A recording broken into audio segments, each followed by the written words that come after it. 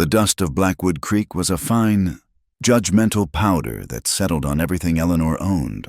It coated the black crepe of her morning dress, worked its way into the gilded edges of her late husband's King James Bible, and seemed to cling to the very air she breathed. Leaving was less a choice than an exhalation, a desperate gasp for air in a room that had been sealed for 5 years. Reverend Thomas Hemlock had been a man carved from scripture and granite. His love was a severe and watchful thing, a constant measure of her piety, her modesty, her submission. He had loved her soul. He'd claimed, and had spent their marriage diligently polishing it, scrubbing away any earthly smudge of passion or unseemly desire until she felt as worn and translucent as a pane of church glass. When he'd succumbed to the fever that spring, the town had wrapped her in a suffocating blanket of pity. She was the minister's widow, a sacred, sorrowful relic to be tended to and, above all, watched. Eleanor packed little, Thomas's Bible, its leather cover softened to the texture of a sinner's worn-out knee, was the first thing in her satchel. It was both her shield and her cage. Beside it went a small deerskin pouch containing the meager savings she had squirreled away from the household budget. Coins saved one by one from the sale of her embroidery. It wasn't much, but it was hers. She sold the small, dark house and its severe furniture to the new minister, a young, eager man, with eyes that already held the same flinty certainty as Thomas's. She did not look back as the stagecoach rattled out of town, away from the curtain-twitching windows and the whispers that would surely follow the grieving widow who fled her husband's fresh grave with unseemly haste. Her destination was a place she'd only heard of in passing, a frontier settlement called Redemption Ridge. The name was a prayer in itself. It was a raw, untamed speck on the map, a place where a person's past could be burned away by the relentless sun or washed clean by the savage. Scouring winds, for a small fee paid to a harried territorial agent in the nearest dusty outpost. She secured the lease on an abandoned homesteader's cabin. It was little more than a husk, a one-room box of sun-bleached pine perched on the edge of an immense, rolling prairie that seemed to stretch into eternity. The silence was the first thing she noticed.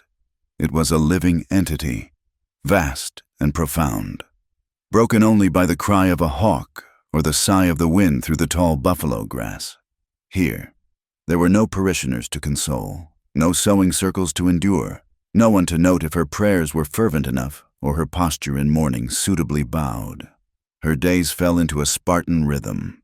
She would rise at dawn, her first thoughts a recitation of the Lord's Prayer. She would scrub the rough-planked floor, mend her 2 dresses, and read from the book of Job, finding a strange kinship with his suffering. She was rebuilding the fortress of her faith, stone by solitary stone, hoping its walls would be high enough to keep the world and the confusing emptiness within her at bay. She first saw Caleb Thorne 2 weeks into her seclusion. It wasn't a meeting, but a collision of moments, violent and stark. The afternoon had been still, thick with a heat that shimmered above the plains. A sudden thunder, not of clouds, but of hooves, shattered the peace. From the single glass-paned window of her cabin, she saw a knot of riders galloping hard, driving a small herd of stolen horses before them. Close behind, 3 other men gave chase, their rifles cracking like whips in the dry air. Fear, cold and sharp, pierced Eleanor's carefully constructed serenity. This was the raw, godless wildness Thomas had preached against, the chaos that lay just beyond the reach of civilization and prayer. She shrank back from the window, her hand flying to her throat, but something, a flicker of horrified curiosity, drew her back. One of the pursuers broke away from the others, urging his powerful buckskin horse in a wide arc to head off the thieves. He rode not like a man on a horse, but like an extension of the animal itself, a seamless union of muscle and will. He was lean, clad in dusty buckskin and denim, a stained hat pulled low over his brow. He moved with a lethal economy, raising his rifle to his shoulder in a single fluid motion. A puff of smoke, a distant crack, and one of the horse thieves tumbled from his saddle, a limp bundle of rags swallowed by the tall grass. The other outlaws scattered. Abandoning the stolen herd, the man on the buckskin didn't pursue. He reined his horse to a skittering halt, the animal's flanks heaving, its breath pluming in the hot air. Dust swirled around them like a ghostly shroud. For a long moment, he simply sat, surveying the scene, the rifle resting easy in the crook of his arm. Then, as if sensing her gaze from 100 yards away, his head turned. He pushed the brim of his hat up with a thumb, and his eyes found her window. Eleanor froze, pinned by his stare. The distance was too great to see their color, but she felt their weight. They were not the eyes of a righteous lawman or a valiant protector. They were ancient, weary, and held a stillness that was more unsettling than the gunfire. In that instant, the world seemed to fall silent. The pounding of hooves, the shouting of men, the vast, humming prairie, it all faded away, leaving only the unbroken line of sight between the wild man in the dust and the widow in her lonely cabin. He gave a slow, almost imperceptible nod, not of greeting, but of acknowledgement, as if he were cataloging her presence, another feature in a landscape he knew intimately. Then he turned his horse and, without a backward glance, rode to rejoin his companions. Eleanor finally let out the breath she hadn't realized she was holding, her palm pressed flat against the frantic beating of her heart. She learned his name a few days later, on a necessary trip to the small collection of buildings that served as the heart of Redemption Ridge, a general store, a blacksmith, and a saloon. The store owner's wife, a portly, gossip-loving woman named Martha Gable, was measuring out flour for her when Eleanor cautiously inquired about the man who had helped the marshal recover the stolen stock. "Oh, you mean Caleb Thorne," Martha said, her voice dropping to a conspiratorial whisper. "Best not to get too curious about him.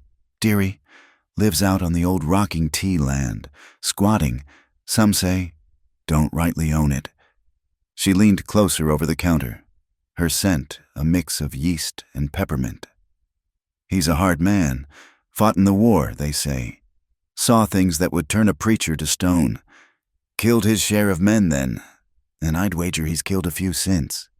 Eleanor's hand tightened on her coin purse. "He was helping the marshal." "Oh, Caleb helps when it suits him. He's got no love for thieves, but he's got no love for the law, either. He lives by his own rules." Martha paused for dramatic effect, lowering a bag of flour onto the counter with a soft thud. "And they say he doesn't hold with God. Hasn't set foot in a church since he came to these parts. A man without faith is a man without a soul. That's what my Jebediah always says." Eleanor paid for her supplies, her mind reeling. An unbeliever, a killer, a man who lived outside the laws of God and society. He was the very embodiment of the sin her husband had warned her about. He was everything she should fear and despise. Yet, as she walked the dusty track back to her cabin, it was not fear that occupied her thoughts. It was the memory of his stillness in the saddle, the unsettling calm in his eyes, the way he had seemed a part of the wild land itself, as natural and as dangerous as a hawk or a wolf. A strange and unwelcome conflict began to take root in her heart, in the quiet of her cabin. She would find her mind drifting from the Psalms to the image of Caleb Thorne. She would try to pray, to focus on the holy words, but the image of him would intrude, dusty, dangerous, and utterly, profanely alive. He was the antithesis of the Reverend Hemlock. Thomas had been a man of words, of doctrines and dictates.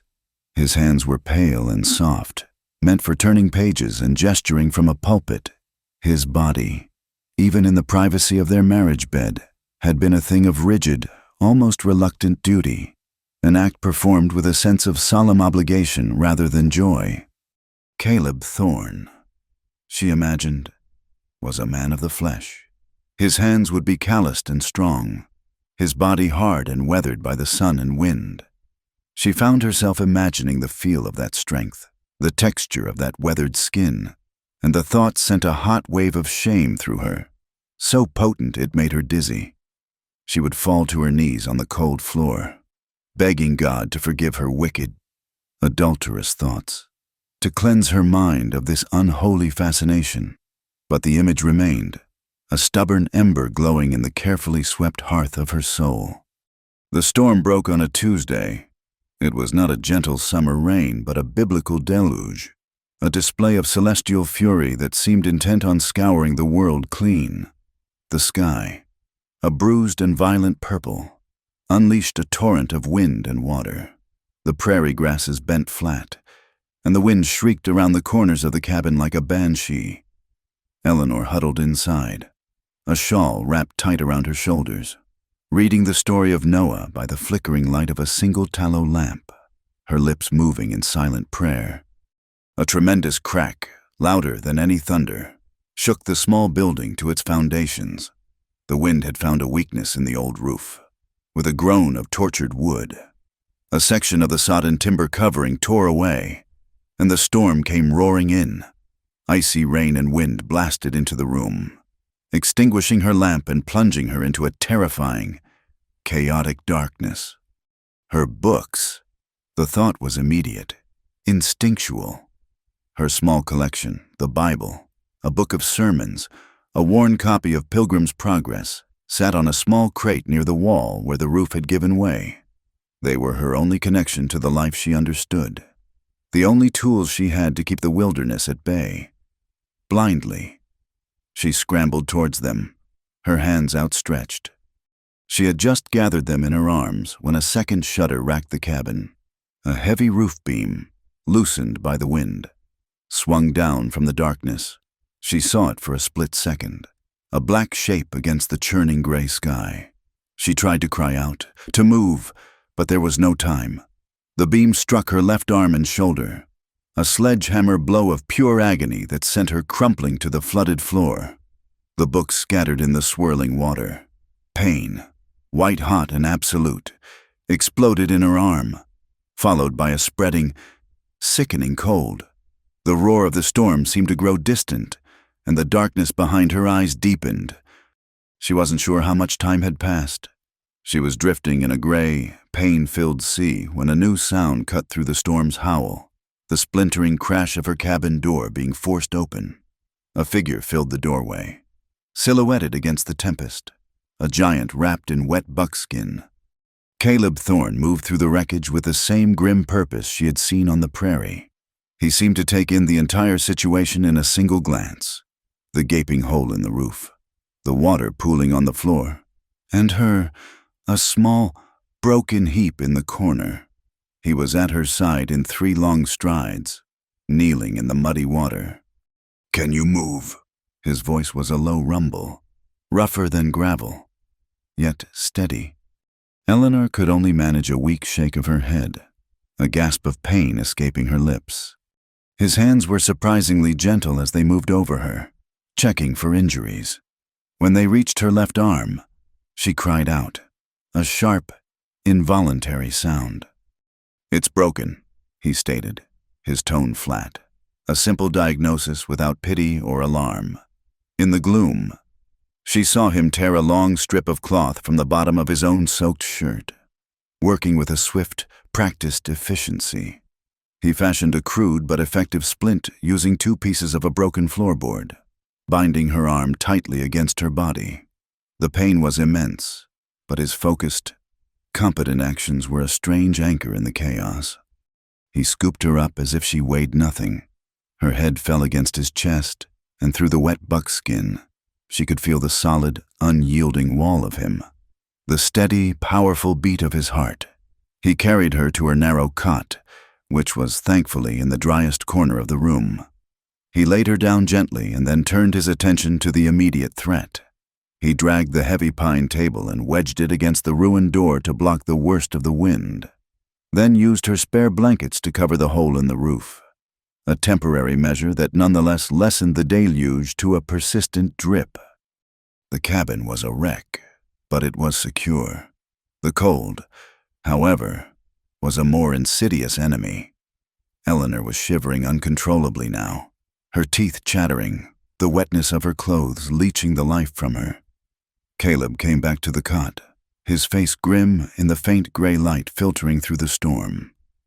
He looked at her, then at the single, thin blanket she owned. He hesitated for only a second. Without a word, he began to unlace his wet buckskin shirt, pulling it off to reveal a chest and shoulders corded with muscle and crisscrossed with old, pale scars. He was not a large man, but he was built of things that did not yield easily. He lay down on the narrow cot beside her, pulling the thin, damp blanket over both of them. Then he reached out and drew her against him. Eleanor went rigid, a jolt, more powerful than the pain in her arm, shot through her. This was wrong. This was a sin, a scandal, an intimacy more profound than any she had shared with her own husband. She tried to pull away, but his arm was a steel band around her, holding her fast. "Be still," he murmured, his voice close to her ear, the words a warm puff of air against her cold skin. "You'll freeze to death otherwise. Just be still." There was no passion in his touch, no hint of desire. It was purely practical, the impersonal act of sharing warmth, like one animal huddling against another for survival. Slowly, shakily, the rigid terror in Eleanor's limbs began to subside. The heat from his body was a powerful, living thing. It seeped into her bones, chasing away the deadly chill. A slow, spreading tide of life. The violent shivering eased, replaced by a deep, shuddering tremor. His body was a shield against the storm, a solid presence in the terrifying dark. The steady, rhythmic thump of his heart against her back was the only sound that mattered, a primal drumbeat that drowned out the wind. She was exhausted, in agony, and pressed against the body of a godless stranger. And as the darkness finally claimed her last conscious thought was not one of fear or of sin, but of the simple, undeniable fact of his warmth. She awoke to silence. The storm had passed, and the pale, watery light of dawn was filtering through the makeshift patch on the roof. For a moment, she was disoriented, unsure of where she was. Then it all came flooding back. The wind, the crash, the blinding pain. She was in her cot. She was warm. She became aware of a weight across her waist. She turned her head slowly, every muscle aching. Caleb Thorne lay beside her, his breathing deep and even in sleep. His arm was draped protectively over her, his hand resting near her hip. His face, in repose, had lost some of its harshness. She could see the lines of exhaustion etched around his eyes, the dark stubble on his jaw. A long, thin scar cut across one cheekbone, a pale white line against his sun-darkened skin. He was so close she could feel the faint stir of his breath against her hair. And she was safe. The realization struck her with the force of a physical blow. A profound, bone-deep sense of security enveloped her, a feeling of being utterly protected from all harm. It was a sensation so foreign, so powerful, that it terrified her. She lay there, tucked against the body of this killer, this unbeliever, and felt a peace that had eluded her for her entire life, a safety that Reverend Thomas Hemlock, with all his holy words and nightly prayers, had never once been able to provide. A wave of panic and horror washed over her, not at the man beside her, but at the truth blooming in her own treacherous heart. The light that woke her was cool and gray, and for a long moment, Eleanor lay perfectly still, listening to the steady rhythm of Caleb's breathing beside her. A profound and terrifying sense of rightness settled in her bones, a feeling as solid and real as the hard muscle of the arm still draped across her waist. He had saved her, not just from the storm, but from the cold, from the lonely terror of the dark. The thought was a heresy. She was the widow of a minister, a woman of God. She should have found her solace in prayer, her strength in faith. Instead, she had found it in the profane warmth of a stranger. Quietly, so as not to wake him, she slipped from the cot. The pain in her splinted arm was a dull, throbbing ache, a physical reminder of the night's chaos. Caleb didn't stir. He had worked through the worst of the storm to secure her ruined cabin, and exhaustion was etched into every line of his face. looking at him now, in the vulnerability of sleep. The fearsome image of the man in the dust storm softened. He was just a man, scarred and weathered by a life she couldn't begin to imagine. A man who had shown her a kindness more tangible than any sermon she had ever heard. Duty, ingrained in her by years of Thomas's tutelage, warred with a new, unsettling gratitude. A debt had been incurred, one that could not be repaid with coin. It was a matter of the soul. By the time he awoke an hour later, she had brewed a weak, bitter coffee from her dwindling supplies and had made a decision. He sat up, instantly awake and alert, his eyes scanning the room before they settled on her. There was no awkwardness in his gaze, no presumption. He simply took in the sight of her face pale and her good arm clutching a shawl around her shoulders. "The arm?" he asked, his voice a low rasp. "It hurts," she admitted, "but I thank you. You saved my life." He merely nodded, accepting her words as a statement of fact, and swung his legs off the cot.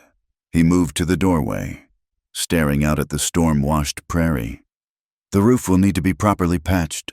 I can bring some timber over this afternoon." "That is too much to ask," she began. "I have no way to pay you." He turned his head slightly, his profile sharp against the morning light. "I wasn't asking for payment." That was when she retrieved it. The Bible felt heavy in her hand, a familiar, reassuring weight. She held it out to him. "Then please, let me offer this. It is all I have of true value. Let me thank you in the way I know how." Caleb looked from the book to her face, and a strange expression flickered in his eyes. It wasn't mockery, but something older, sadder. He walked back to her and took the Bible, his calloused fingers brushing against hers. The brief touch was like a spark on dry tinder. He opened the book, his thumb tracing the delicate, tissue-thin pages. Reverend Thomas Hemlock. He read from the inscription on the inside cover. He looked up at her. The minister from Blackwood Creek. It wasn't a question. "He was my husband," Eleanor said, her voice barely a whisper. Caleb closed the book and handed it back to her. "Keep it, ma'am. You'll have more use for it than I will." This was her moment, her chance to offer him the true salvation. No one is beyond the need for God's grace. Mr. Thorne. For his forgiveness, he offers it freely to all who ask. For the first time, a sound that was almost a laugh escaped him. It was a short, harsh, humorless bark. "Forgiveness?" he said, the word tasting like rust in his mouth. "Ma'am, I've got nothing I need forgiving for. The things I've done, I did with my eyes open. And the things that were done to me, well, I spent a winter in the snows at Shiloh, praying over boys younger than my own saddle. I prayed for warmth, for food, for a single moment of silence from the cannons. I prayed for God to show his face just once." He met her eyes, and the weariness she'd seen there before was now a vast, empty canyon. He never answered. A God that stays silent when boys are dying in the mud is not a God I have any more questions for. His words were a blasphemy, a direct assault on the very foundation of her world. Thomas would have thundered, would have condemned him to hellfire from the pulpit. But Eleanor heard no defiance in his voice, only a profound and hollow ache. She saw not a sinner, but a man carrying a wound so deep it had carved out his soul. "Perhaps," she said softly, clutching her Bible to her chest, "God was not silent. Perhaps you had forgotten how to listen." He studied her for a long moment, a flicker of something unreadable in his gaze. "Maybe," he said, the word drawn out and skeptical. He walked to the door and picked up his damp shirt. "I'll be back with that timber before noon." And then he was gone, leaving her alone in the wreckage of her cabin with his unsettling quiet and the echo of his disbelief. He was true to his word. Caleb returned with a load of rough-hewn pine planks and, for the rest of the day, worked with a silent, focused intensity to repair her roof. Eleanor, hampered by her broken arm, could do little but watch. She made him a meal of beans and stale bread, which he ate without comment, his eyes fixed on the horizon. The silence between them was thick, but it was no longer empty. It was filled with the questions she was afraid to ask and the answers she was certain he would never give. As he was preparing to leave, the late afternoon sun casting long shadows across the prairie, Eleanor found her courage. "Mr. Thorne," she called out. He paused, turning to look at her. "If you will not take the book, will you at least let me read from it? As thanks." He seemed to consider this, his expression unreadable. "Finally." He gave a slight shrug. "The wind's the only other thing that speaks out here. Your voice is a kinder sound." And so, a strange ritual was born.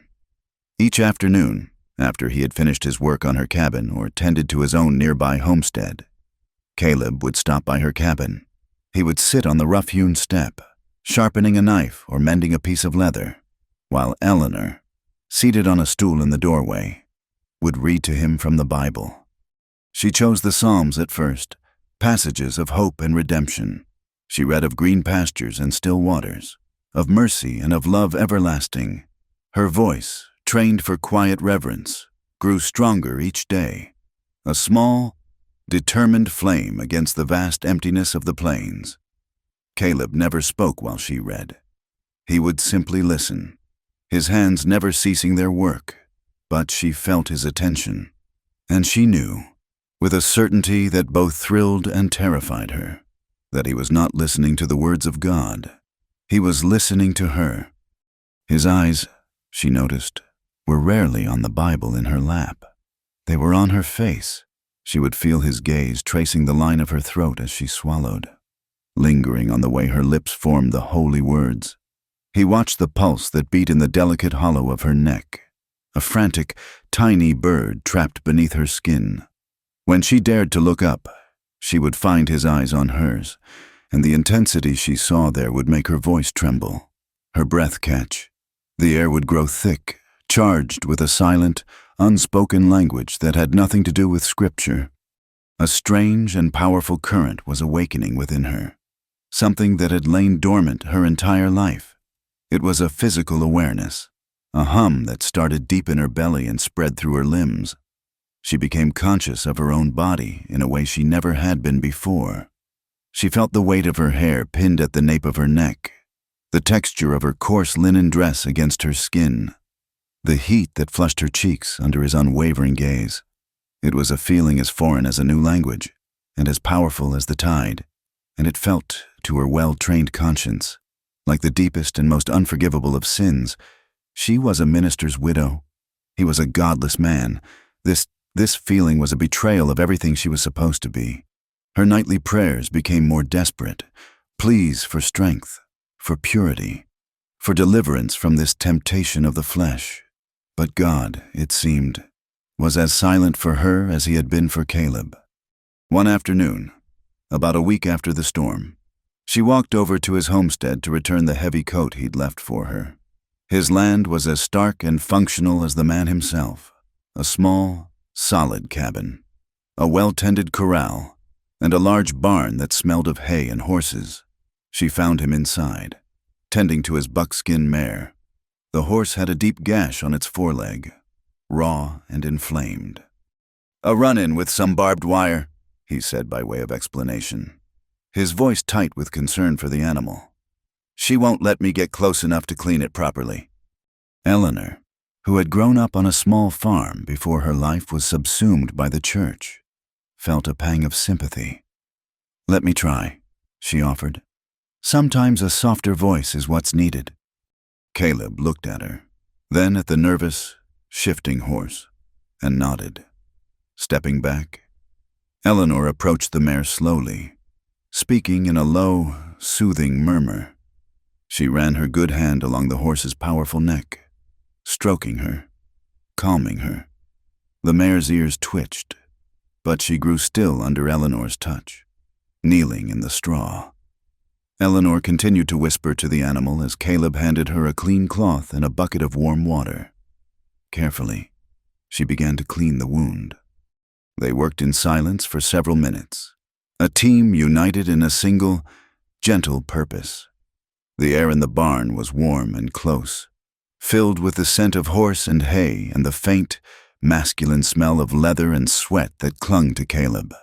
Eleanor was acutely aware of him kneeling beside her, of the warmth radiating from his body, of the way his thigh brushed against her skirt.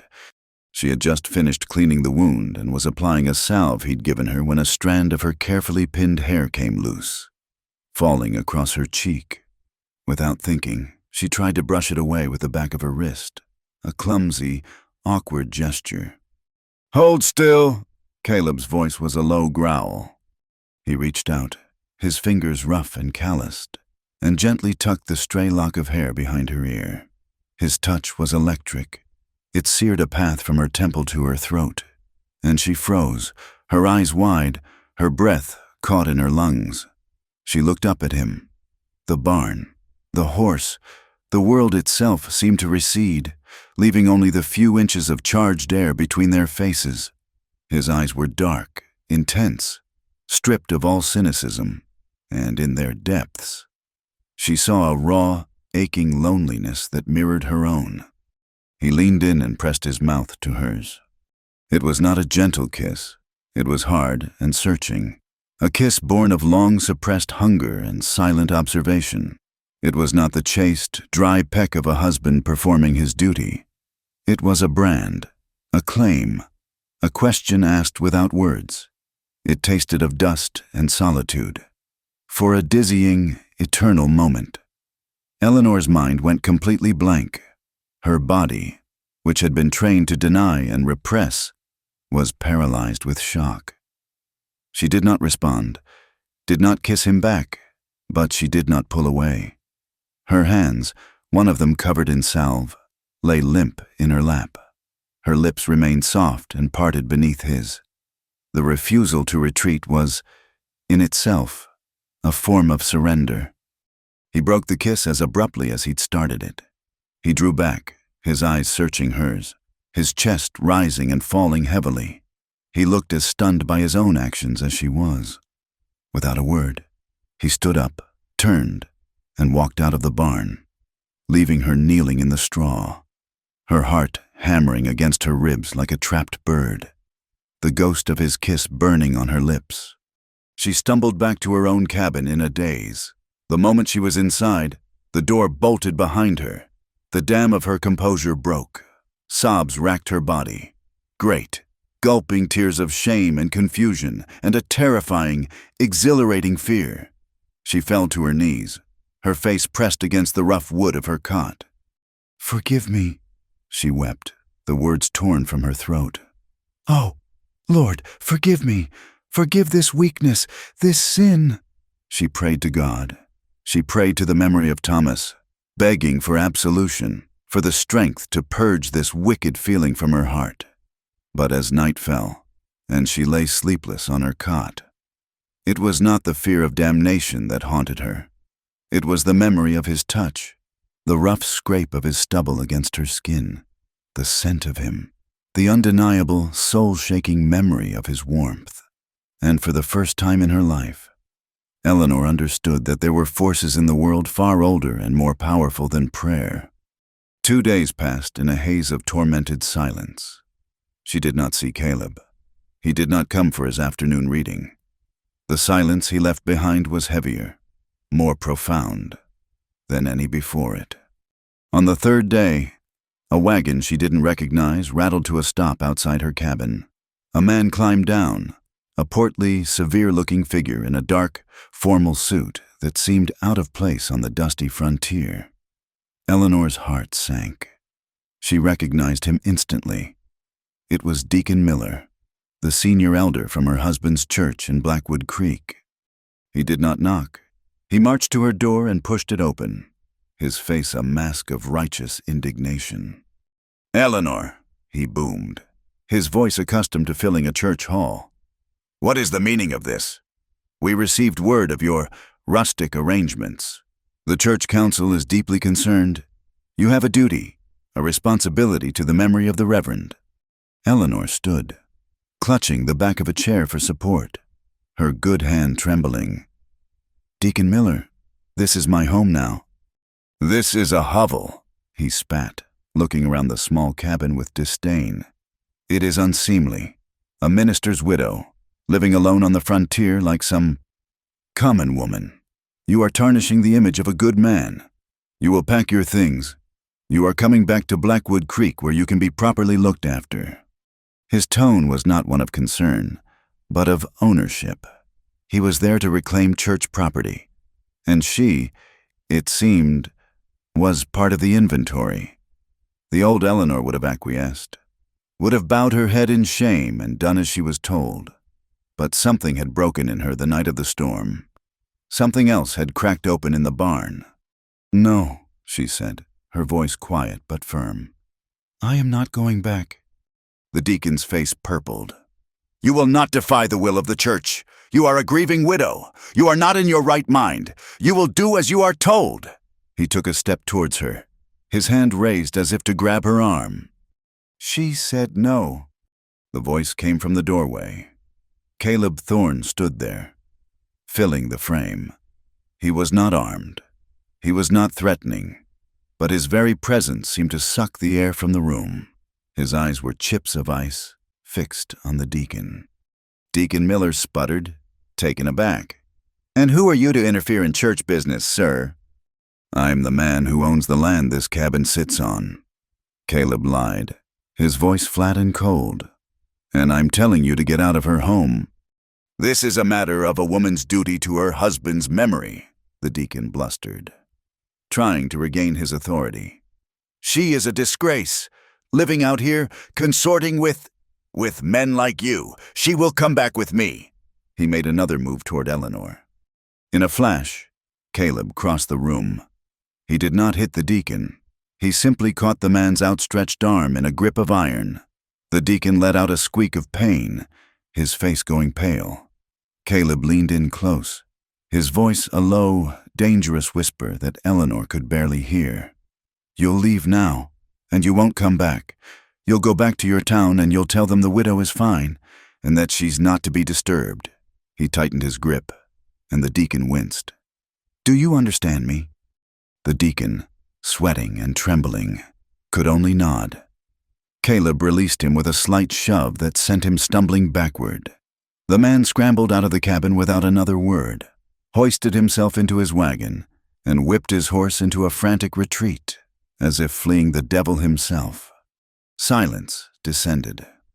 Eleanor stood, shaking, her heart pounding. Caleb turned to face her. The hardness in his eyes softened as he looked at her pale, frightened face. "He won't be back," he said. "It was a promise." "Why did you do that?" she whispered. He took a step closer, his gaze holding hers.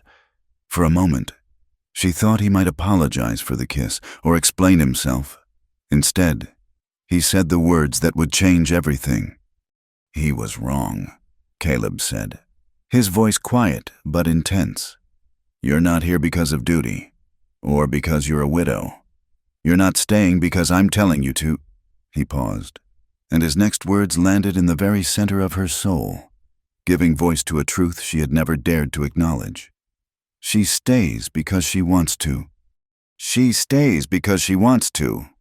The words echoed in the profound silence that followed the deacon's frantic departure. They were the truest words anyone had ever spoken about Eleanor Hemlock, and they landed not in her ears, but in the very marrow of her bones. For 5 years, she had been the Reverend's wife, her wants and needs dictated by Scripture and her husband's stern guidance. For the past few months, she had been the Reverend's widow, her life defined by a duty to a ghost. Caleb Thorne, a man who spoke to God only in accusations, was the first person to see her. The logic that followed was simple, practical, and yet felt like the most radical act of her life. That evening, as the sun bled orange and purple across the horizon, she walked to his homestead. She found him sitting on his porch, cleaning his rifle, the setting sun glinting off the oiled steel. "My cabin is not safe," she said, her voice steadier than she expected. "Deacon Miller knows where I am. Others may come." Caleb didn't look up from his work. They won't. The quiet finality in his tone left no room for argument. Perhaps not, she conceded. But I cannot stay there, and I cannot pay you for what you've done. For the roof. For today. He finally paused, setting a cleaning rag aside. He looked at her, his eyes taking in her patched dress and the determined set of her jaw. I told you, I wasn't asking for payment. I know, she said, her heart starting to beat a little faster. But a debt must be paid. I have no money, but I can work. I can cook, clean, mend your clothes. In exchange for shelter. A corner of your barn. Perhaps, until I can figure out what to do. It was a desperate, unseemly proposal, but it was the only currency she possessed. He studied her for a long time, his face an unreadable mask. The silence stretched, and Eleanor felt a familiar heat of shame rise in her cheeks. She was about to retract the offer, to apologize and flee, when he finally spoke. There's a small room off the main one, he said, nodding towards his cabin. Used for storage. It's dry. You can have that. He picked up his rifle again, his attention returning to his task as if the matter were settled. You can start by helping me with supper. I'm tired of my own cooking. And just like that, the world shifted on its axis. She moved her meager belongings from her broken-down shell of a cabin to his. The room he gave her was small and smelled of dried herbs and old leather, with a narrow cot and a single small window that looked out onto the endless prairie. It was more fortress than home, but as she lay in the darkness that night, listening to the quiet sounds of him moving in the main room, she felt the same profound, inexplicable safety she had felt in his arms during the storm. Life fell into a new rhythm, a quiet dance of shared space and solitary duties. Eleanor rose with the sun, drawing water, stoking the fire in the main cabin's hearth, and preparing breakfast.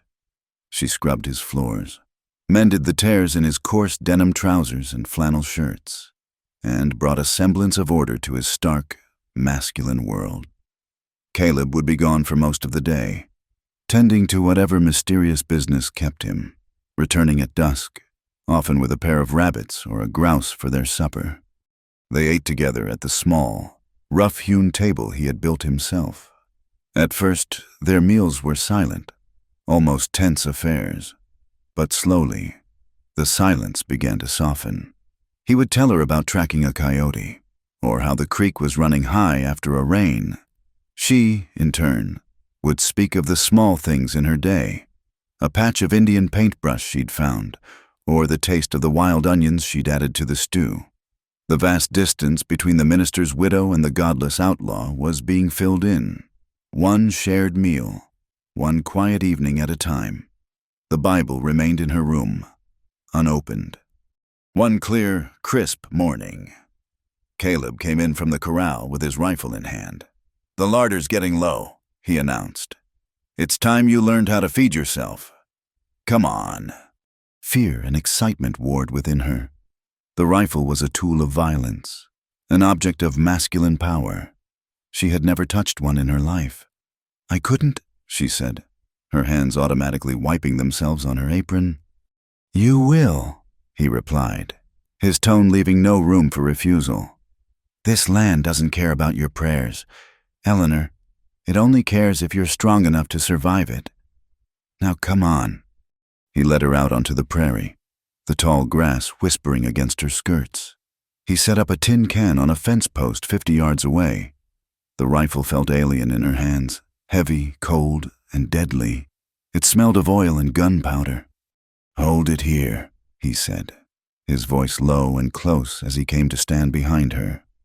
Brace the stock against your shoulder, firmly, or it'll kick you. She was clumsy, awkward. The rifle barrel wavered. She could feel his frustration, a low sigh of breath against her hair. Then he moved closer. His body pressed against her back, a solid wall of heat and strength. His arms came around hers, his large, calloused hands covering her smaller ones, positioning them correctly on the stock and barrel. One of his hands moved from her arm to her waist, settling on the curve of her hip to steady her stance. A violent tremble shot through Eleanor. Her mind went white with a roaring static of should and should not. She was completely enveloped by him.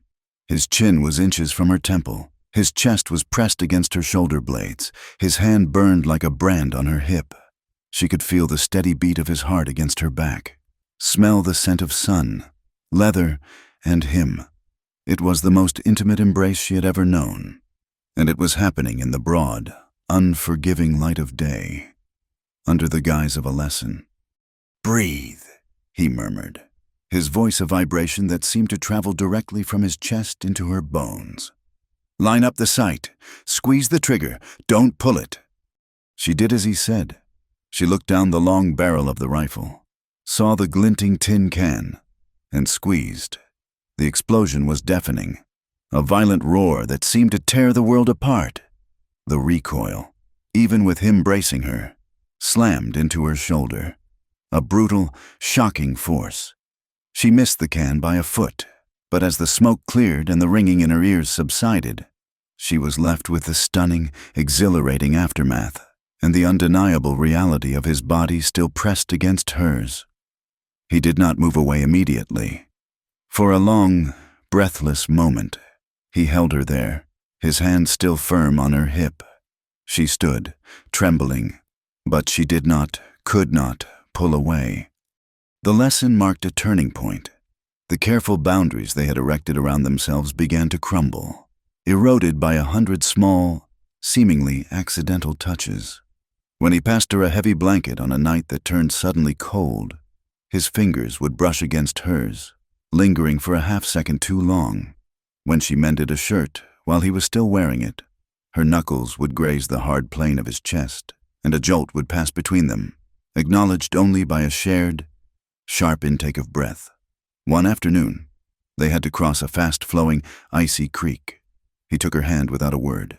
His grip was strong, enveloping, and he did not let go until they were safely on the other side, his thumb stroking the back of her hand in a slow, almost unconscious gesture before he finally released her. Each touch was a question, each failure to pull away an answer. A silent conversation was taking place between their bodies, a negotiation of unspoken desires that left Eleanor's nerves frayed and her soul in a state of constant, humming turmoil. The breaking point came on a moonless night. A chill wind howled outside, rattling the window frames, but inside the cabin, a fire in the hearth cast a warm, flickering glow. They had finished their meal, and Caleb sat staring into the flames, a cup of coffee held loosely in his hands. The silence was different this night, heavier, charged with all the things that had been left unsaid. "Finally," he spoke, his voice low and rough. "Deacon Miller was right about one thing." Eleanor looked up from her mending, her needle freezing mid-stitch. "What's that?" "This is unseemly," he said, his eyes still on the fire.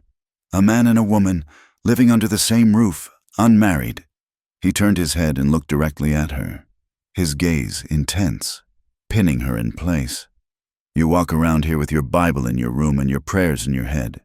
You're trying to build a wall back up, the one the storm knocked down."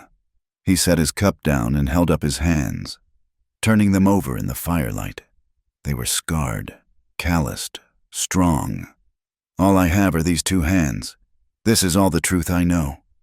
He stood up and walked to where she sat, stopping just before her. He towered over her, a dark, powerful silhouette against the dancing flames. "I'm not a good man, Eleanor, and I don't believe in your God. So I'm asking you, right now, do you want me to back away? Say the word, and I'll sleep in the barn until you decide to leave. I will not touch you again." He was offering her a choice. He was giving her back the control she'd never had. All she had to do was say yes, and she could retreat back into the safety of her grief, her piety, her widowhood. She could save her soul. Her mind screamed at her to do it, to send him away, to put the wall back up, higher and stronger than before. She opened her mouth to form the word, the one that would deliver her from this terrible, Wonderful temptation. But what came out was a whispered breath of truth, the most honest confession of her life. I don't know. The admission hung in the air between them. A fragile, shimmering thing. It was an abdication, a surrender. It was permission. He knelt before her, so their faces were level. He raised a hand and gently, so gently, cupped her cheek. His thumb stroked her skin, a touch as soft as a prayer. He searched her eyes, looking for any sign of fear, of refusal. He found none. Then he leaned in and kissed her. It was nothing like the hard, desperate kiss in the barn. This was slow, deep, and deliberate. It was a kiss of infinite patience, of profound, aching tenderness. He tasted of coffee and wood smoke, and a loneliness so deep it felt like her own. His lips were soft, questioning, and as she finally, tentatively, responded, the kiss deepened, becoming a long, slow exploration, a conversation without words. It was a kiss that spoke of shared solitude and the terrifying, hopeful possibility of something more. When he finally drew back, they were both breathless. He rested his forehead against hers, his eyes closed, and in that moment, the dam inside Eleanor finally broke. A single tear tracked down her cheek, then another. A quiet, wrenching sob escaped her, then another.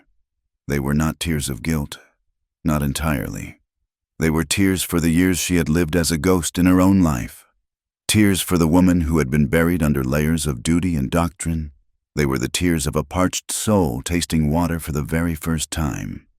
He didn't speak. He simply gathered her into his arms, lifting her from the chair and carrying her to the worn armchair he favored by the fire. He sat down, settling her on his lap as if she were the most precious thing in the world.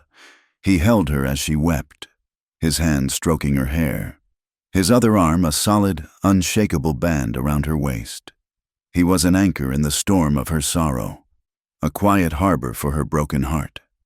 After a long time, her tears subsided, leaving her spent and hollowed out, her cheek resting against the rough flannel of his shirt. She could feel the steady, reassuring beat of his heart beneath her ear. The fire crackled, the wind moaned outside, and she was cocooned in a circle of warmth and strength. The guilt was still there, a cold stone in the pit of her stomach, but it was joined by a fierce, unfamiliar feeling, the simple, profound sensation of being alive. Habit, ingrained by a lifetime of discipline, made her lips form the words of a prayer. "Our Father, who art in heaven," she whispered, the words a desperate, automatic plea for guidance, for absolution. She was sitting on the lap of a man who was not her husband, a man her every teaching told her was a sinner, and she was praying. The absurdity of it was overwhelming. "Thy will be done, on earth as it is in heaven." The words felt like ash in her mouth. God's will felt distant, an abstract concept from another world. The only will she was aware of was the force of gravity holding her to this man, the magnetic pull of his body, the undeniable reality of his arms around her. She faltered, the prayer dying on her lips. She tilted her head back and looked at him. His eyes were on her, dark and patient in the firelight. He was waiting.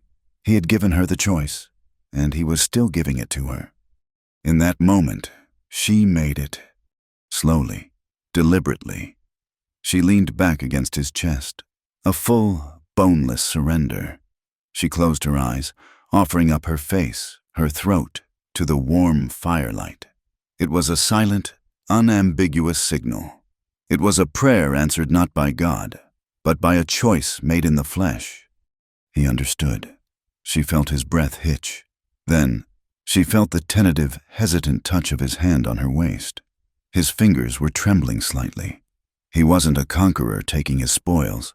He was a seeker, as uncertain and vulnerable as she was. His hand moved slowly, reverently, from her waist, his knuckles brushing the underside of her breast. She flinched, not from fear, but from the bolt of pure sensation, A feeling so new and shocking it was almost painful. He paused, his hand stilling, waiting. She gave a tiny, almost imperceptible nod. It was all the encouragement he needed. His touch, though still hesitant, grew a little bolder. His hand moved upwards, cupping her breast through the coarse fabric of her dress. His touch was not rough or demanding. It was a question, an exploration, a form of worship she had never known. He was learning the shape of her, the feel of her, and in his trembling, reverent touch, Eleanor Hemlock felt, for the first time in her life, not like a soul to be saved, but like a woman to be cherished. The cold stone of guilt did not vanish, but it was joined by a rising, molten tide of feeling, a promise of a redemption not found in any holy book, but in the sanctuary of two broken people finding solace in each other's hands. She awoke in the gray stillness before dawn. The fire had died, leaving a bed of pale, ghostly embers that offered no warmth. For a disoriented moment, she knew only comfort. She was cocooned in the armchair, a heavy wool blanket tucked around her, her head resting on Caleb's chest.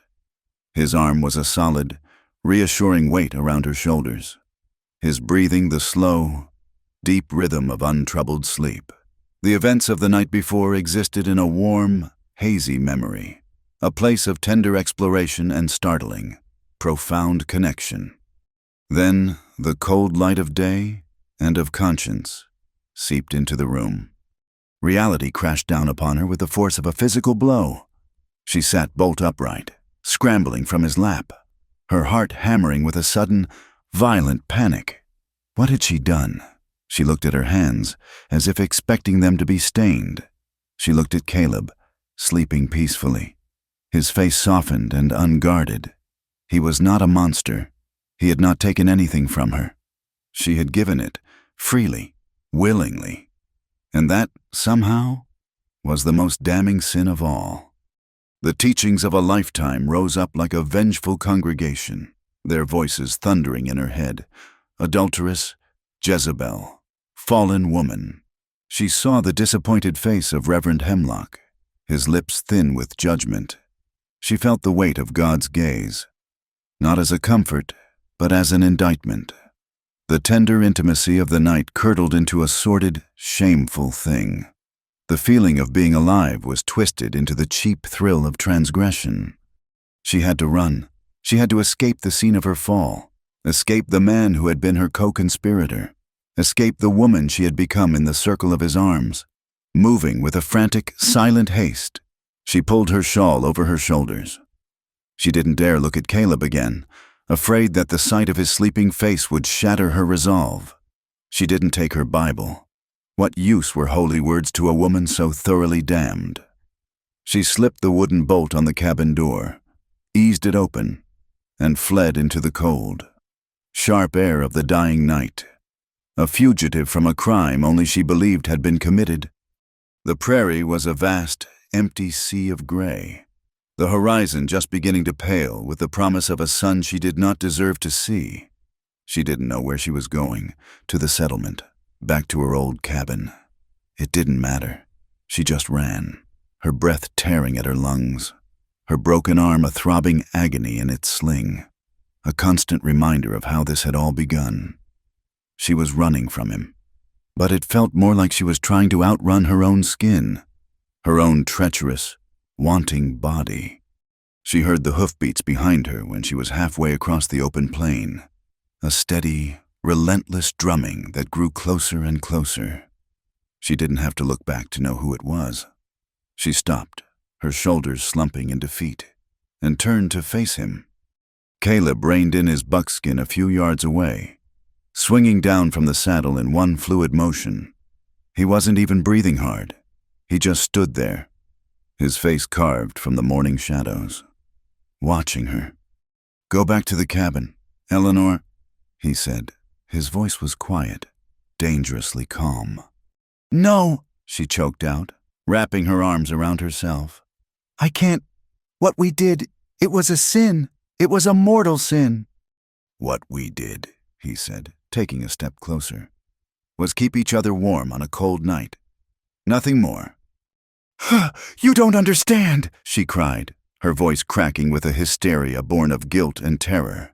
You don't believe in sin? You don't believe in anything? You have nothing to lose, but I have lost everything. Her voice rose, shrill and accusatory, needing a villain to deflect the blame from herself. I came to this wilderness to find my faith again, to purify myself, to honor my husband's memory. Not to lose my body and my soul to a man like you. The accusation hung in the still air between them. He didn't flinch. He didn't get angry. He simply held her gaze, his own eyes dark and unreadable. He took another step, closing the distance between them until he was close enough to touch. A man like me? He repeated, his voice a low, rough murmur. Tell me, Eleanor, what kind of man am I? He gestured back towards the homestead, then out at the vast, empty land around them. I pulled you from a storm that would have killed you. I set your arm. I patched your roof. I taught you how to shoot. I stood between you and a man who thought he owned you. His eyes bored into hers, stripping away her defenses, layer by painful layer. So I'll ask you, am I the devil who came to steal your soul? He paused, and his voice dropped even lower, becoming a razor that cut right to the heart of her fear. Or am I the truth you've always been afraid to touch? His question shattered her anger, leaving only a raw, gaping wound of confusion. She had no answer. She could only stare at him, at the terrible, honest clarity in his eyes. With a sob, she turned and fled, not looking back to see if he followed. This time, he let her go. She walked for what felt like hours, a numb automaton propelled by shame and a desperate need for sanctuary. She finally reached the small cluster of buildings at Redemption Ridge as the sun was climbing high in the sky, a merciless white eye in a sea of blue. She needed a place to hide, a place to think. The general store was the only place she could imagine that wasn't the saloon. As she pushed open the door, the little bell above it chiming weakly, a woman sorting calico bolts at the far counter looked up. Her face registered surprise, then a slow, hesitant recognition. Eleanor Hemlock, is that really you? Eleanor froze. The voice was from another life. Sarah? She whispered. Sarah Bishop had been a girl in her husband's congregation, a farmer's daughter with bright, kind eyes. Younger than her by a few years. She had married a wheelwright and moved west a year before the Reverend's passing. Merciful heavens, it is you. Sarah rushed forward, her plain, friendly face a mixture of shock and concern. She took in Eleanor's disheveled appearance, the sling on her arm, the tear tracks on her dusty cheeks. What on earth are you doing here? We heard you'd gone into seclusion after the Reverend passed. She guided Eleanor to a crate in the corner, pressing a tin cup of water into her trembling hand. You look like you've seen a ghost. Eleanor took a ragged breath. I feel as though I'm becoming one. Sarah's expression was one of genuine pity. Oh, Eleanor, I am so sorry. For everything. She hesitated, biting her lip as if debating whether to say more. Listen, my husband's smithy is just behind the store. Let me close up for a bit. Come back with me. You need a safe place to rest, and we need to talk. In the small, clean quarters behind the blacksmith's shop, surrounded by the comforting, domestic smells of baking bread and lye soap. Sarah sat with her. She listened patiently as Eleanor, in a halting, edited version of the truth, explained how she had come to Redemption Ridge to find peace. Peace is the last thing you would have found in Blackwood Creek, Sarah said grimly, shaking her head. It's a mercy you left when you did. What do you mean? Sarah looked down at her hands, her brow furrowed. There are things you don't know, Eleanor, things that were kept from you, about Reverend Hemlock. Eleanor's blood ran cold. What things? The elders, they hushed it all up after he died. For the good of the church, they said, to protect his memory. Sarah finally looked up, her eyes full of a sorrow that was not for the dead, but for the living. Eleanor, The Reverend wasn't the man you thought he was. He wasn't the man any of us thought he was. For the last 2 years of his life, he was involved with another woman. The room tilted. The rhythmic clang of the hammer from the smithy next door seemed to grow distant. "No," Eleanor whispered. "That's not possible. That's a lie. Thomas was a man of God. He was devout. He was a man," Sarah said softly, her voice full of pity. "Lydia Mathis, from the choir. Her family sent her away to live with an aunt back east right after the funeral. They said it was for her health." She reached out and placed a warm, steadying hand on Eleanor's arm. "Everyone knew but you. Eleanor, we all saw how he watched her. We saw how you were treated. He kept you like a porcelain doll on a shelf, perfect, pure, and untouched, while he sought his comfort elsewhere. His piety was a cage he built for you, not for himself. I'm so sorry, Eleanor, but you needed to know the truth." The truth, the same word Caleb had used. Am I the truth you've always been afraid to touch? The foundations of Eleanor's world did not just crack. They disintegrated into dust. Every memory of her marriage was instantly recast in a sickening, new light. Thomas's stern lectures on modesty, his insistence on her purity, his cold, dutiful touches in the dark. They weren't the actions of a devout husband guiding his wife's soul. They were the actions of a jailer, a hypocrite, a man salving his own guilty conscience by demanding an impossible standard of perfection from her. Her entire life, her entire sense of self, had been built on a lie. The purity she had guarded so fiercely, the shame she felt over her body's natural inclinations, the guilt that was at this very moment eating her alive, it was all a fraud. It was not her faith, it was his deception. The sanctity she had betrayed last night was not a holy thing, but a hollow one. A white-hot rage, an emotion so foreign it felt like it belonged to someone else, surged through her, burning away the years of guilt and submission. She was furious with Thomas for his betrayal, with the church elders for their complicity, with the whole town for its silent pity. But most of all, she was furious with herself for her own blindness, for mistaking a prison for a sanctuary. And through the fire of that rage, one image rose, clear and searingly honest: Caleb, standing in the gray dawn, offering her not judgment, but a question, not condemnation, but a choice. "I have to go," she said, standing so abruptly the crate she was sitting on overturned. "Eleanor, where are you going?" Sarah asked, alarmed. "I have to go back," she said, her voice choked with a desperate urgency. "I made a mistake. I have to fix it." She didn't wait for Sarah's reply.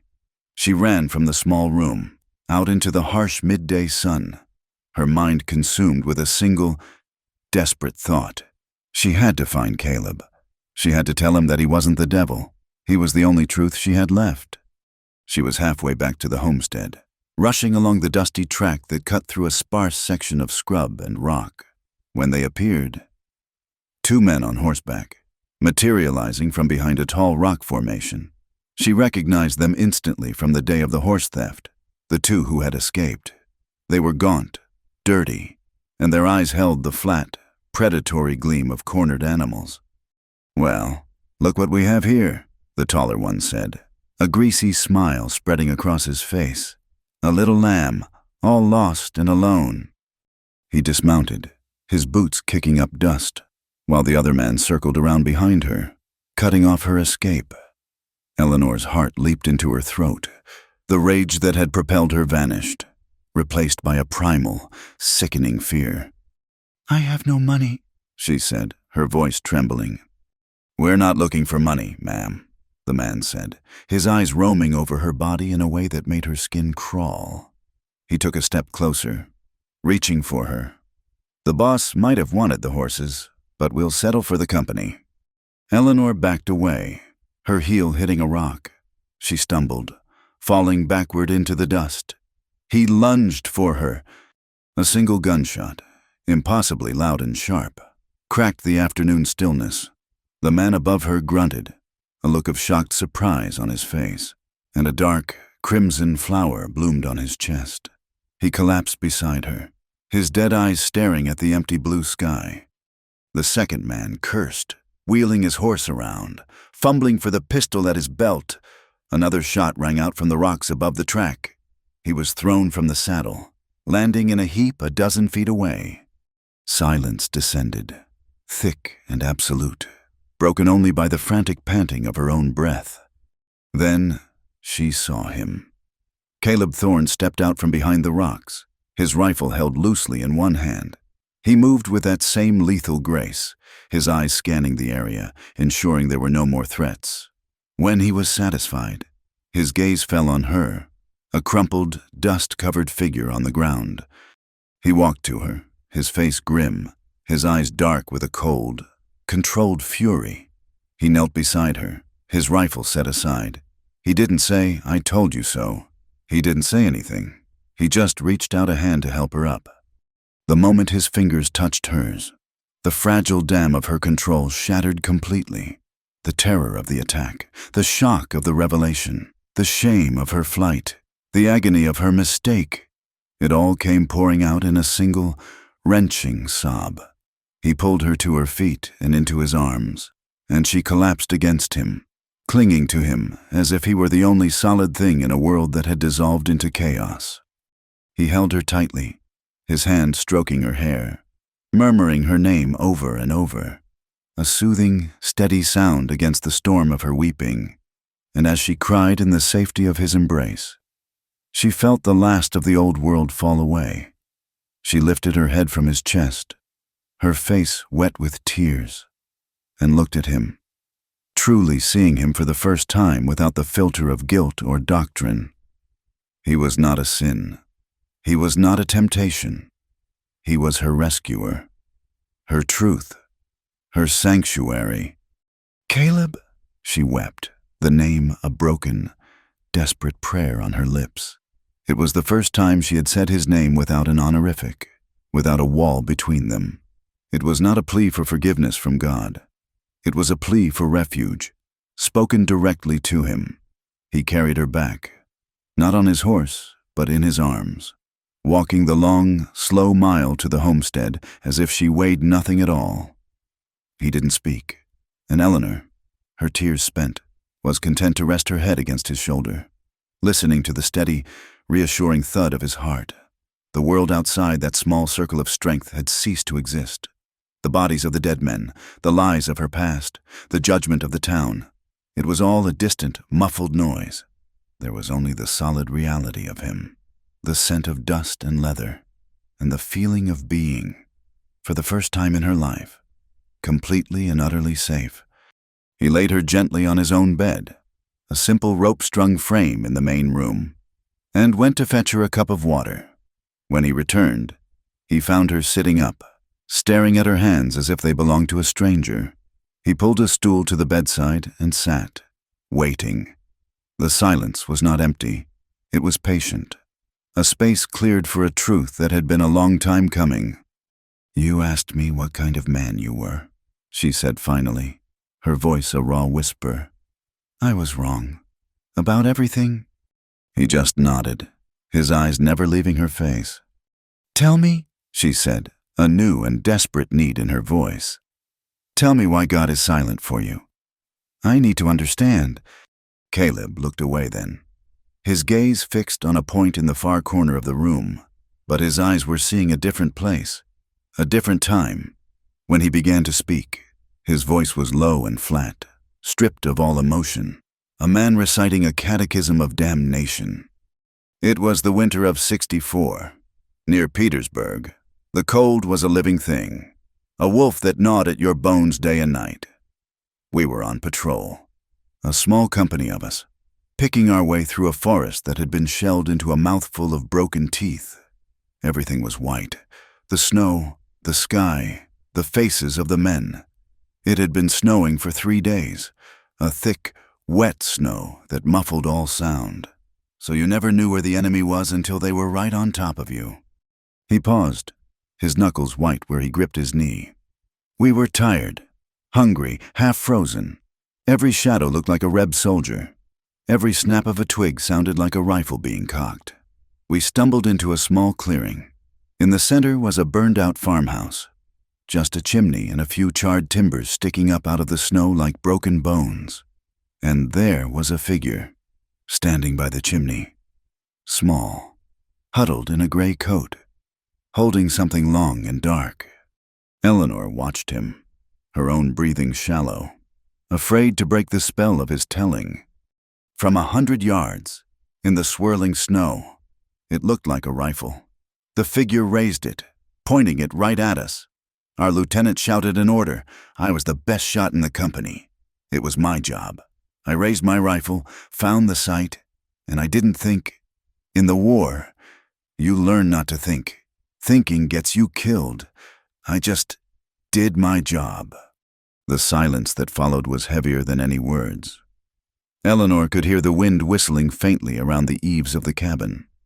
The figure dropped, Caleb continued, his voice now barely a whisper. It didn't fall like a man. It just crumpled, like a puppet with its strings cut. We advanced, cautiously, and when we got closer, when we saw, he stopped, swallowing hard. It wasn't a soldier. It was a boy. Couldn't have been more than 10 years old. He was starving, dressed in rags. And he wasn't holding a rifle. He was holding a piece of charred stovepipe, pretending, playing a game in the ruins of his own home. Eleanor's hand flew to her mouth, a soft gasp of horror escaping her lips. He was still alive when I got to him, Caleb said, his eyes finally meeting hers. And in their depths was a hell she could never have imagined. He looked up at me. He wasn't scared. He just looked confused. He was trying to say something, but all that came out was a little pink froth of blood. And then he was gone. He took a ragged breath. I knelt there in the snow, holding this dead child I had killed, and I did what you're supposed to do. I prayed. I begged God to take me instead. I begged for a sign, for a thunderclap, for some word to prove this wasn't just a meaningless, bloody mess.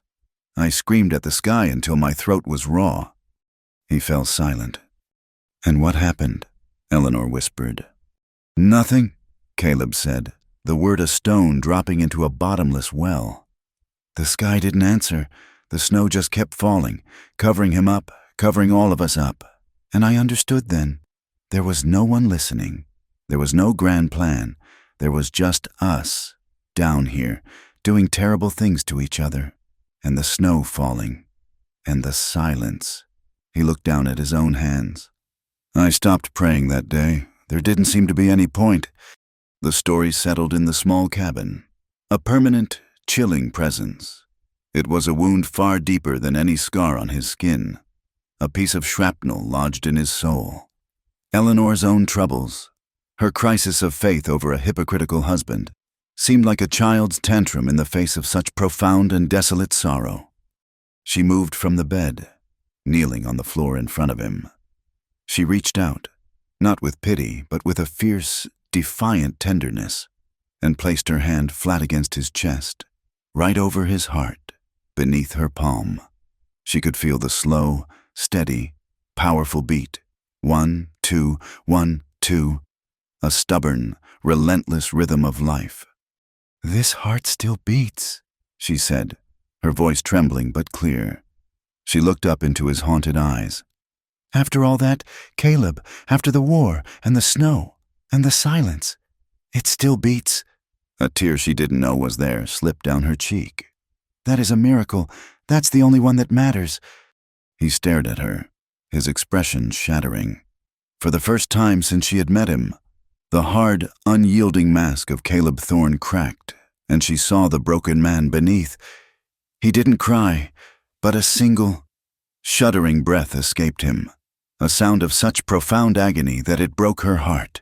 He covered her hand with his own, pressing it harder against his chest, as if she were the only thing holding him together, and in that moment, kneeling on the floor of his cabin, they were no longer a widow and an outlaw. They were two survivors, clinging to the simple, miraculous rhythm of a beating heart. That day, everything changed. There was no more pretense. She did not move back to her room. She stayed. They lived together, their lives braiding into a single, strong cord. The careful distance they had maintained collapsed, replaced by a simple, unspoken intimacy. They worked side by side, her quiet competence a balm to his rough edges. They ate together, their conversations now easy and filled with the small details of a shared life. At night, they lay in his bed, and he would hold her, his warmth a shield against the ghosts of both their pasts. It was a communion of bodies, but more than that, it was a communion of solitude, a quiet acknowledgement that each had found in the other a harbor from the storm. About a week after the attack, Eleanor took the Reverend's Bible from her small room. It was the last relic of her old life, the gilded symbol of her gilded cage. She carried it outside as the sun was setting, casting the prairie in a soft, forgiving light. Caleb was splitting wood, the rhythmic thud of the axe a familiar evening sound. He paused, watching her as she walked to the small fire pit they used for cooking. She knelt and opened the book one last time. The pages, filled with words of wrath and judgment and promises of a heaven she no longer understood, seemed alien to her. She thought of Thomas, of his cold righteousness and his secret sin. She thought of the deacon, his face puffed with outrage. This book had been their weapon, their justification. It was not a source of comfort. It was a book of rules she had been judged by, and had used to judge herself.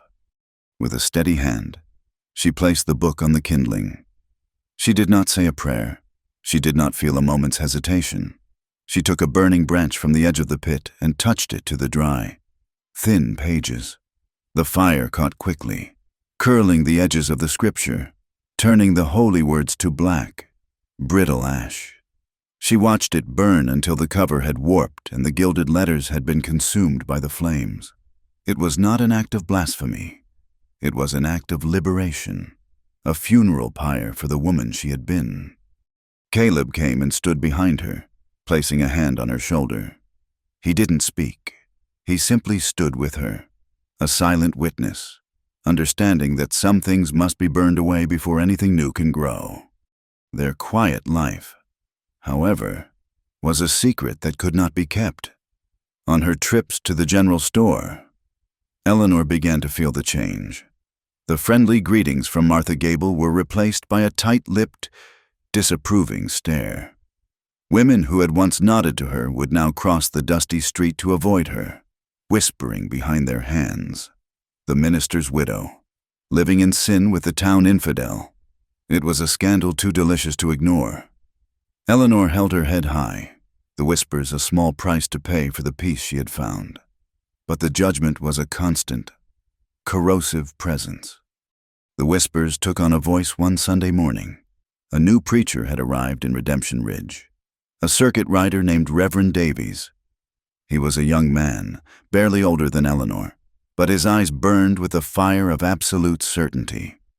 A makeshift church service was being held in the largest room of the saloon, the whiskey bottles hidden behind a sheet.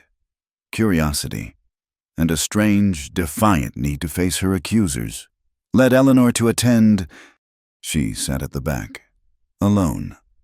The Reverend's sermon was a fire and brimstone affair, a passionate condemnation of the sin that festered in the untamed wilderness. His eyes seemed to find her again and again. He spoke of fallen women, of the snares of the flesh, of the sacred duty of a widow to remain pure in the memory of her husband. Every word was a stone aimed directly at her. After the service, as the small congregation filed out, he intercepted her at the door. Mrs. Hemlock, he said, his voice dripping with a cloying mixture of piety and pity. A word, if I may. Eleanor stood her ground, her hands clasped before her. Reverend, I am a man of God, and it is my duty to guide the lost lambs back to the flock, he began, his voice loud enough for the lingering townsfolk to hear. I have heard troubling reports. They say you have abandoned your mourning and have taken up residence with a known sinner, a man who scoffs at the Almighty.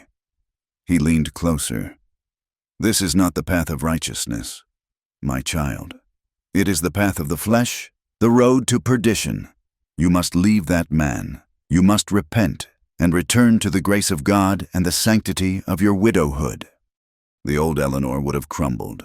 She would have wept with shame, begged for forgiveness. But the woman who stood before him now was not the same one who had fled Blackwood Creek. She looked at this young, arrogant man, with his easy condemnations and his second-hand faith, and she felt not shame, but a profound, weary anger. She did not lower her voice. She spoke clearly, so that everyone who had been whispering about her could finally hear her truth. "Reverend," she began, her voice steady and clear, "I have spent my entire life trying to walk the path of righteousness you speak of. I obeyed my husband. I honored his memory. I prayed until my knees were raw. And in all that time, I felt only the silence of an empty room." A shocked murmur went through the small crowd. "You speak of forgiveness," she continued, her gaze sweeping over the faces of the women who had snubbed her, the men who had looked at her with contempt. "But I have learned that forgiveness is not something that comes from a book or a sermon. I found it in the kindness of a man who asked for nothing in return. You speak of the sanctity of life, but I have learned that life is not meant to be a long, pious wait for death. It is meant to be lived, to be felt, to be fought for, even when it is hard, even when it is messy." She took a step closer to the stunned reverend, her eyes blazing. "You warned me against the path of the flesh, but it was in this so-called flesh that I found a soul who was more honest, more decent, and more full of a quiet, broken grace than any righteous man I have ever known.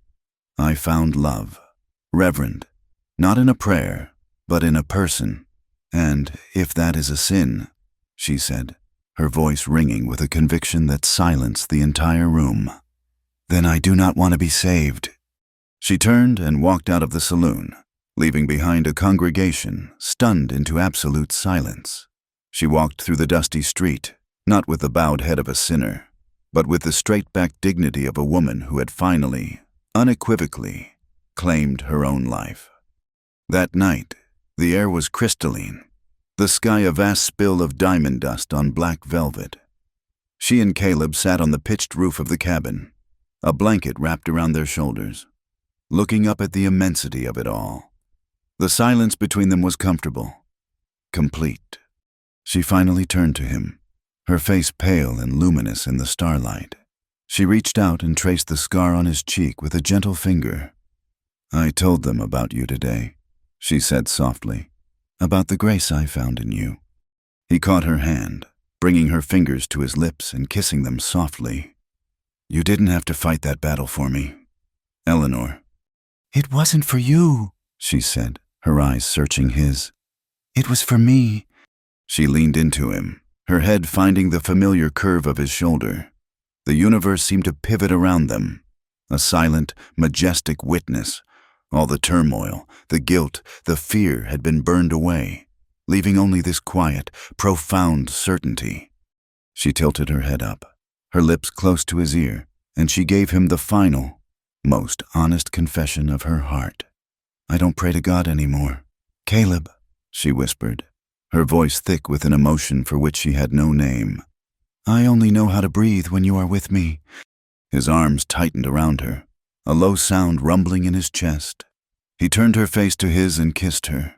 It was not like the first hesitant kiss in the barn, nor the slow, tender kiss by the fire. This was something else entirely. It began with the gentleness of their first true connection, a soft, reverent worship of lips and breath. But beneath it was a fire, a fierce, elemental hunger that had been held in check for too long. It was the raw, unbridled need of two people who had been starved. She for life, he for feeling, and had finally found a feast in each other. It was a kiss that sealed the sermon she had given, a physical amen to her newfound faith. It deepened, becoming a powerful, searing expression of everything they had survived, everything they had become. It was the wildness of the prairie and the warmth of the hearth, a sacred, profane communion under the silent, watching stars. He lifted her into his arms, and in that moment, under the vast, godless sky, they created their own heaven, a sanctuary built not of scripture and stone, but of the simple, miraculous fusion of two hearts that had finally learned to beat as one. The peace they found was like the fragile, hardy wildflowers that bloomed on the prairie after a fire. It was a thing of quiet beauty, born from ashes, and it colored their days in soft, unexpected hues. They lived in a rhythm dictated by the sun and the seasons, a life pared down to its essential, honest elements: hard work, shared meals, and the profound, unspoken comfort of lying together in the dark. Two solitary souls who had finally found their true north in each other. But the wilderness was a fickle landlord, and the peace it granted was always a temporary lease, as the vibrant greens of summer bled into the gold and rust of autumn. A visitor arrived in Redemption Ridge. It did not come on horseback or by wagon. It came on the wind. A silent, invisible blight that settled first in the crowded, airless rooms of the saloon and then spread, house by house, with the merciless efficiency of a prairie fire. It began as a cough, a fever that burned too hot, a weakness that settled deep in the bones. They called it mountain fever, a catch-all name for the plagues that swept through isolated communities, leaving a trail of fresh-dug graves in their wake. Fear, colder and more virulent than the fever itself, gripped the town. Doors were barred, windows shuttered, neighbor turned away from neighbor. Reverend Davies preached from his makeshift pulpit that it was the wrath of God, a righteous scourge sent to cleanse the town of its sins, his eyes seeming to bore into the memory of the empty space where Eleanor had once sat. The first to die was a miner, followed by the blacksmith's young wife, Sarah Bishop. The news reached the homestead via a panicked traveler, and Eleanor felt a cold fist clench around her heart. Sarah, who had shown her such kindness, was gone. That evening, Caleb came in from the corral, his face set in grim lines. He began packing a canvas sack with clean rags, a bottle of whiskey for antiseptic, and a small pouch of dried willow bark for the fever. "What are you doing?" Eleanor asked, though she already knew. "Someone has to draw water for them," he said, his voice flat. "Someone has to bury the dead. They cast you out, Caleb. They whisper about you, about us. They believe this is God's judgment." He stopped what he was doing and looked at her. "Then let them pray. I'll do the work." There was no martyrdom in his eyes, no self-righteousness. It was the simple, irrefutable logic of a decent man. The sick were sick. The work needed doing. He was able. "Then I'm coming with you," she said, her voice leaving no room for argument. She had spent a lifetime hiding from the messiness of the world. She would not hide now. His first instinct was to refuse, to protect her, to keep her safe in their isolated sanctuary. But he looked at her face, at the quiet, unshakable resolve in her eyes, and he saw not the fragile minister's widow, but the woman who had walked out of a saloon with her head held high. He simply nodded. "Get your warmest shawl. The nights are cold." They rode into a ghost town. The only sign of life was the smoke coiling from a few chimneys and the shuttered, fearful faces that peered at them through cracks in the windows. The sick were isolated in a few small cabins on the edge of the settlement, left with a bucket of water and a prayer. Caleb and Eleanor became their keepers. The days that followed were a waking nightmare, a blur of sweat, fear, and the cloying, sweet smell of death. They moved from cabin to cabin, their world shrinking to the confines of stifling, fever-hot rooms. Caleb, with his brute strength, did the heavy work, hauling water, splitting wood for fires, digging the graves in the hard, unforgiving earth. Eleanor, with a gentle touch that had once seemed a sign of weakness but was now an incredible strength, did the nursing. She bathed feverish brows, spooned thin broth into cracked lips, changed soiled linens, and spoke in low, soothing tones to those who were delirious with pain and fear.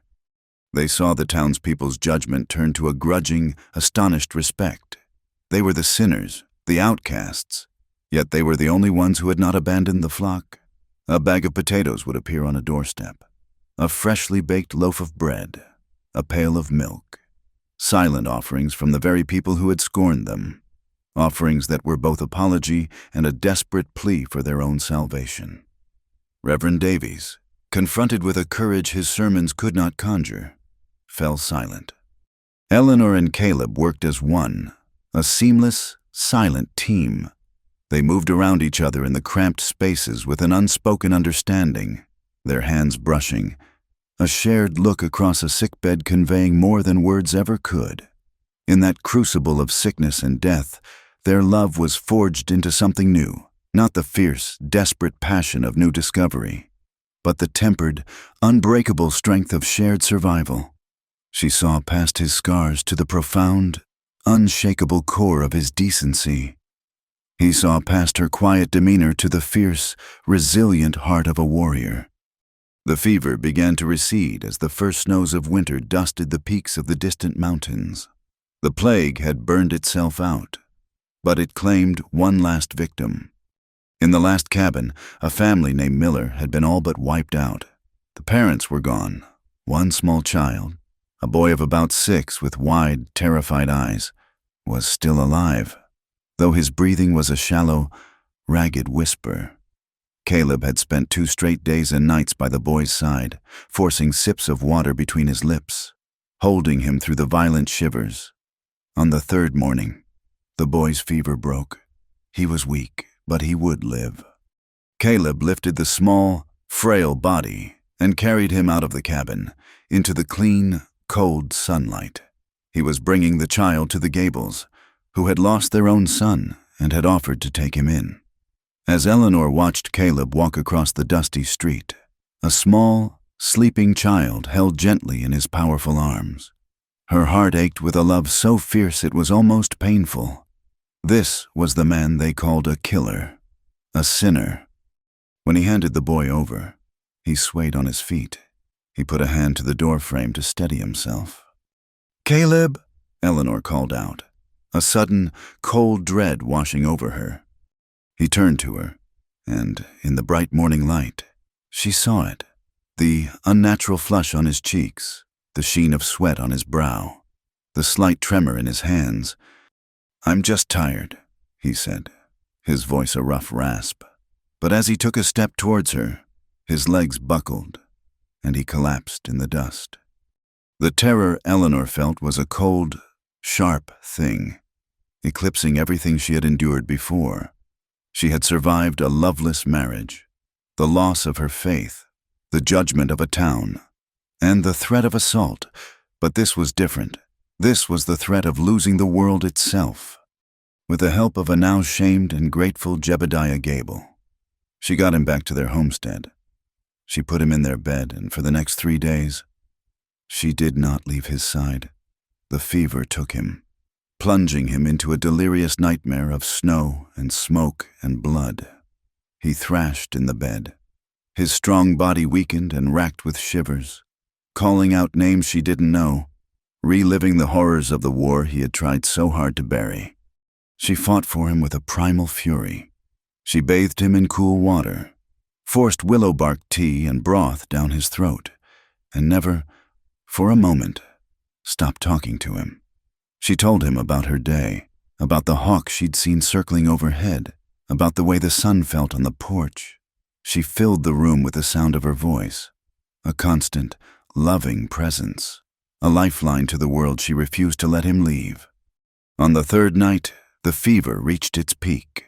He grew still, his breathing shallow, his skin burning to the touch. He opened his eyes, but they were not his own. They were glassy, unfocused, staring at a place she could not see. His hand, hot and trembling, fumbled for hers. "Eleanor," he rasped, his voice a ghost of itself. "I'm here, Caleb," she whispered, her tears falling onto their joined hands. "I'm right here." He licked his cracked lips. A look of profound, childlike fear entered his eyes. "Pray for me," he breathed, the words a barely audible plea. "Please, just one last time." The man who had screamed at a silent sky, who had renounced God in a blood-soaked forest, was now asking for a prayer. The irony was a knife in her heart. He was not asking for God. He was asking for her. He was reaching for the only faith he had ever seen her practice, the faith he had once scorned. The old Eleanor would have fallen to her knees. She would have recited the Psalms, the Lord's Prayer, every scrap of scripture she had ever memorized. She would have begged and bargained with a distant, celestial monarch for the life of the man she loved. But she was no longer the old Eleanor. Her church was no longer made of wood and glass. She squeezed his hand, holding it tightly between both of her own. She leaned down, pressing her lips to his hot, dry forehead. She did not close her eyes. She did not look to the heavens. She looked directly at his face, pouring all of her strength, all of her will, all of her ferocious, defiant love into her gaze. She did not recite a single line of scripture. Instead, she spoke the holiest words she now knew, the core of her new and unbreakable creed. "My heart," she whispered, her voice thick with tears but steady with conviction. "My heart is where God is, and you are in my heart. Be still, my love. Just be still. I am here." She stayed like that all night, holding his hand, her gaze never leaving his face, her love a silent, powerful prayer that filled every corner of the room. And as the first pale light of dawn crept through the window, she felt the heat begin to recede from his skin.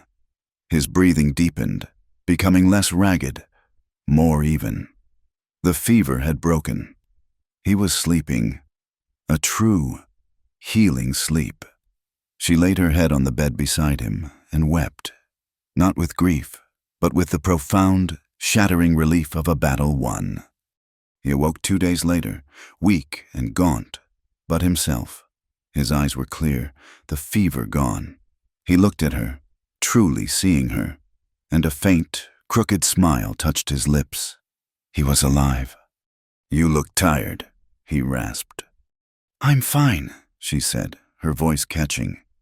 He was quiet for a long moment, his eyes searching her face. Then he asked the question that held the weight of their entire journey. "Do you still have it? The Bible?" He was asking if the terror had sent her back. He was asking if his moment of weakness had broken her newfound strength, if she had fled back to the safety of her old faith. Eleanor shook her head slowly. Then, without a word, she took his hand, the one that had held a rifle and killed a child, the one that had mended her roof and held her while she cried, and she placed it flat against her own chest, directly over her heart. He understood. He closed his eyes, a single tear escaping from the corner, and his fingers spread out, as if to feel the steady, miraculous beat beneath. They built a new house that spring, not on the isolated homestead, but on a plot of land just a half-mile from the settlement, on a gentle rise that overlooked the town on one side and the endless prairie on the other. It was a bridge between two worlds. The townspeople, their memories of the fever still fresh, came to help. Jebediah Gable, a man who had once feared Caleb, now worked alongside him, raising the timber frames. The women from the town, who had once whispered about Eleanor, now brought her pies and bolts of cloth, their offerings a silent treaty of peace and respect. Their love, tested by fire and fever, had become an undeniable part of the town's landscape, as solid and enduring as the mountains on the horizon. Eleanor did not remain idle. In the largest room of their new home, with the morning sun streaming through the windows, she started a school, the children of Redemption Ridge, including the orphaned Miller boy, came to her each day. She taught them their letters and their numbers, of course, but she also taught them other things. She taught them about the courage it takes to be kind, about the strength in forgiveness, and about a morality that was not found in a list of rules, but in the simple, difficult act of looking after one another. She did not teach from a Bible. She taught from the lessons of a life that had been broken open and remade by love. One evening, as the last of the summer sun painted the sky in shades of rose and gold, Eleanor sat at her small writing desk. Caleb was on the porch, the quiet scrape of his whetstone on his knife a comforting, familiar sound. She had a new book, a simple leather-bound journal. She dipped her pen in the ink, the page illuminated by the soft glow of an oil lamp, and she began to write. Not a prayer to a distant God, but a testament to the found divinity of her own life. "I came to this place with a prayer book, hoping to save my soul," she wrote, the words flowing from a place of deep, quiet certainty. "But he taught me how to live, and my body, my heart, my soul now worship only one thing: love." Thank you so much for listening to our story tonight around the Wild West Campfire. We'd love to know where you're tuning in from, so drop a comment down below and let us know what part of the world you're in. If you enjoyed our tale, please consider subscribing to the Wild West Campfire channel and sharing your thoughts. We'll have another story for you soon. Until then, keep your fires bright.